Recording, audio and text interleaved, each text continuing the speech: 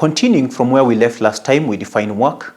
And this week we are going to think about what's God's design for work. And there's no other place we can go to apart from the Bible. And that's what we're going to do. We're going to look at Genesis 1 and 2 and actually see what God designed for work. And several things that will come into play when we think about Genesis 1 and 2, and we know the story. And basically what we're going to look at is that we see a God who is perfect in all his ways, a God who is complete, but yet he creates the world. And he creates the world in 6 days, we know that. But at the end of this creation, in Genesis chapter 2, verse 1, the Bible tells us that God rested from all his work. So that gives us a window into thinking about God and creation. So the Bible says that God actually rested from work. And what work was he doing? He was creating the world. He was bringing something out of nothing.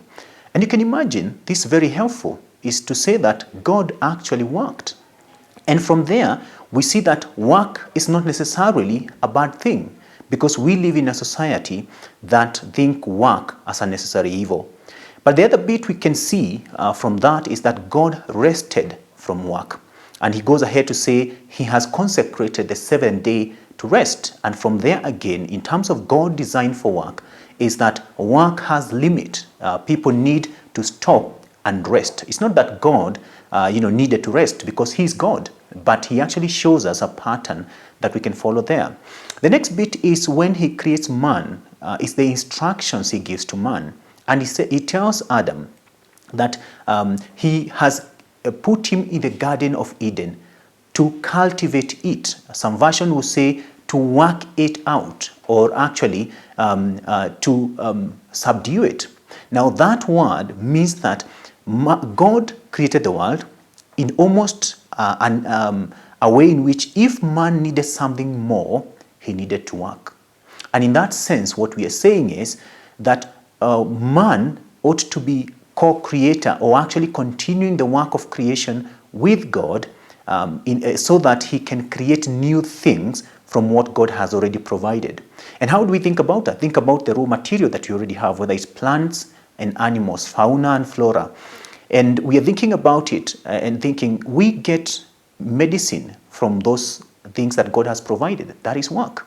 So we are using what God has already provided to continue creating and working. And so man is mandated by God to actually continue working. Now, someone may ask then, look at the timing in which God gives that instruction. So it's in Genesis 1 and 2.